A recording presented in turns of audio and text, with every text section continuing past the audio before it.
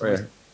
Yo, what's up, brother? First of all, congratulations on the victory at the press conference. You said you would put him to sleep, and you'd finish them. So, is this exactly how you saw this fight playing out? Yeah, I mean, that was my plan coming in there. He said I wouldn't put him to sleep, but night night. In terms of the build up to this fight and how it ended, and all the back and forth you had, and during this week, is this one of the more satisfying victories of your career? Yeah, more so not even because of him. It was just more so the public, the people. I felt like I was getting disrespected, and it just put a bigger chip on my shoulder. I'm the only guy in this division fighting top 10 guys, and I'm not shying away from any challenge, anybody. So when they offered me this fight, they kept putting it on the table, and then I was the underdog in this fight, and it just made me mad, and it just made me know that I had to go out there in front of this fans, in front of this crowd, on the biggest card of the year, and put on a performance that people are going to remember. Did you feel like you were trying to be used as a step stool for Sean in his career? No. I mean, I just think that I never look at myself like that anyway. I just always say that you're gonna find out. If you think that is sweet, you're gonna find out. It's not that easy. And I think that he learned it that way. He learned it the hard way. A lot of these guys underestimate me when they get in there with me. Then they realize what it is. So I think it was more so that they're just not pushing me to that level where they're thinking that I'm a Chimaev or a Kobe or something like that. And I just needed that performance that was going to put me at that level. I think this performance put me up there now with those top guys. In terms of how the actual fight played out, Sean had some success with that counter jab, but every time he threw, you would respond with two, and you wouldn't let him follow up. Was that the game plan going in, or was that just an adjustment you made on the fly? Yeah, no, it was a game plan. We knew that he has a pretty good hook, left hand, so we were like, we have to stay in his face the whole time. We want to drown him. We want to break him. He's usually good in the first round, and we were like, we'll let him get off a little bit, but we're going to stay in his face for 15 minutes. We're going to make sure that he's not going to take a lead. He's not going to get his foot on the gas and back people down. That's what a lot of people do. They back down and they let him take the lead, and they start breaking, and I was like, there's no way I'm going to break. I saw it in his face. He started bleeding. He started looking to his coaches. He started backing up a lot more. His coaches were yelling at him, stop backing up. And I was like, yep, keep doing it. Keep doing it. Keep doing it. And I knew it was a matter of time before he was going to break. It was one thing to be training with Khabib and his team throughout this whole fight camp, but what was it like to finally actually have him in your corner during a fight? It was amazing. It was like a different type of energy. He saw a lot of things, and he clicked well with my other coaches. It wasn't like he felt like he was the one in charge now. He was like, yo, coach, what do you have to say? What does this have to say? And then he was just pushing to me the whole time. We have to finish him. We have to finish him. We have to finish him. These are your people. This is your crowd. They're here for you. You have to go out there and put on a performance for the ages. And I did it. And even in that second round, he kept screaming to me, he's breaking, he's breaking, he's breaking, he's breaking, he's breaking. And, you know, you want to have those people around you in your corner because they see different things that you see inside. And for a guy like him who sees everything, and he was seeing it, my other coaches were seeing it, we made adjustments where we're like, all right, go up the middle now instead of wide with my punches. And those uppercuts were landing a lot more, uppercuts over the hand, and that's what caught him. And you obviously called out Khamzat at the end, the big bad wolf. Is it that or the title shot next? Are those the two fights you want moving forward? Yeah, I think those are the only two that make sense. I feel like, what else do you need from me? Like I said, this is the fourth top 10 guy I'm fighting. Me and Leon have unfinished business. That fight ended because of him. I took it on short notice. Obviously, Usman, I do feel, deserves a rematch, but if he's going to take some time off to let his brain heal, let him do that and let me and Leon fight. Other than that, I want to be on that card, and I want to be fighting the next best guy. Well, I was going to ask you that. Dana kind of alluded that they might want to do Khamzat and Colby on the same London card. If Colby's not ready, would you want to fight Khamzat in London? I do not think Colby's going to be fighting. Like, Colby's out here and hiding. He's doing his own little thing. He's definitely not fighting Khamzat. The people talk about him like he's the next big thing, but who has he beaten that's won? Like, he's beating Masvidal on a 3-fight losing streak. He's beating Woodley on a 5-fight losing streak.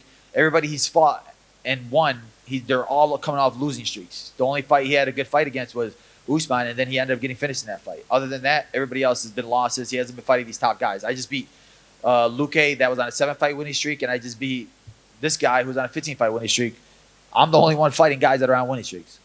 Finally, last one for me. Did you talk to Paul Felder about the Philadelphia stuff? He's a little hurt on the broadcast. Man, I love Paulie Paul. He's the only good thing that comes out of Philly. And, you know, Philly cheesesteaks, I've been getting a lot of flack for that, but I'll give it to you. Philly cheesesteaks are all right. The Eagles still suck. Well, what did you make of the finish? Do you wish you kind of maybe got to hit him some more and put him out clean, or do you feel like the referee did a good job protecting him there? Bro, I mean, I'm sitting there bouncing his head up the cage for like 40 seconds. I was like, when is this ref going to do something? Because he wasn't bouncing anything back. But I was like, bro, I got to just keep my foot on the gas and keep hitting him.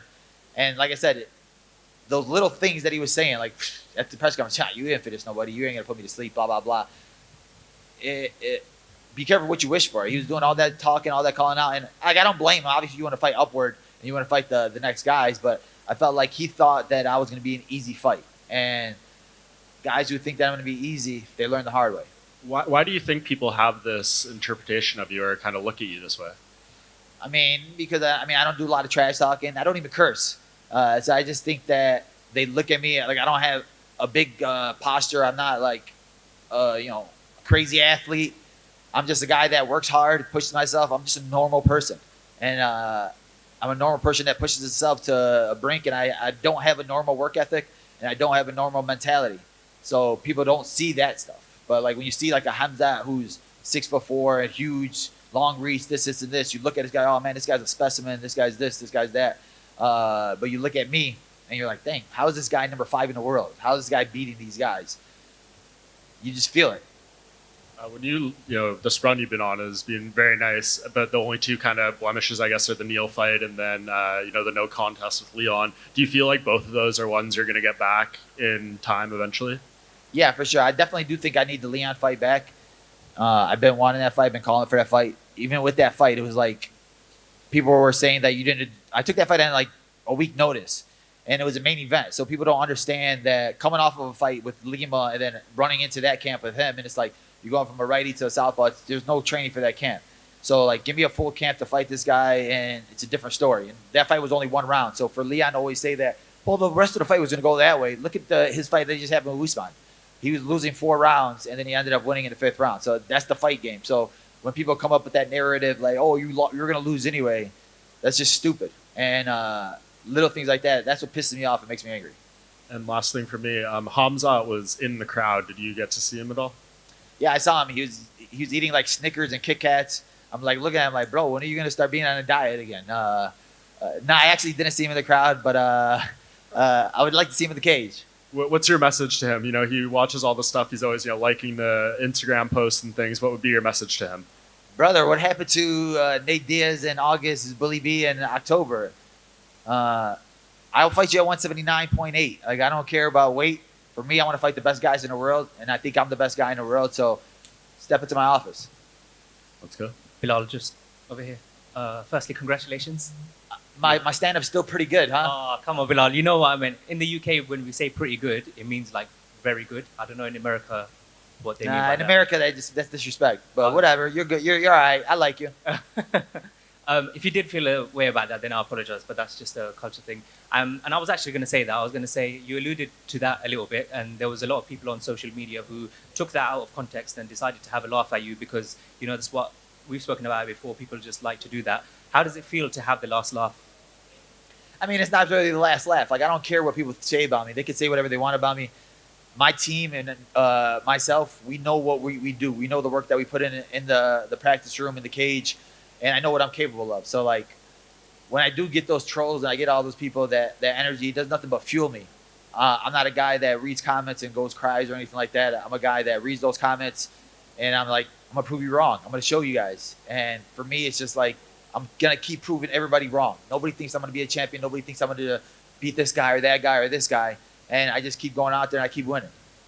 I also wanted to just say, this is like your 6th fight in around 20 or so months. Do you feel like your activity in a division where ranked guys just aren't that active is one of the keys to your winning streak and your success at the moment? Yeah, I think that's a thing for me. I'm a guy that wants to stay active. All these guys have excuses. Everybody's waiting for that right fight. No, that fight doesn't make sense for me. So, oh, my toe's broken, or I can't fight right now. I got to go on vacation. It's hunting season. All these excuses for everybody whenever that you call them out or you ask for that fight. I'm a guy that's going to say yes. The UFC knows that. Sean Shelby knows that. So that's why they always give me these fights. And I do think that's one of the keys for me to be so successful. Is I like to stay in the cage. When I'm in that cage, it's my world, and I want to stay in that world. And just finally from me, That was such an amazing crowd in there tonight. I know you said in your post-fight that it was Khabib who was kind of pushing you and pressuring you to get the finish. But was the crowd also playing a part? Because they were very loud when you were in those final seconds of that fight. Man, that crowd, that energy was amazing. It's one of those things that it's going to live in my memory forever. I love Abu Dhabi. I need to fight in Abu Dhabi every chance I get because the last 2 times I was here, I got to finish. So let's keep it going. Thank you. Thank you, brother. Good. Thank you, guys.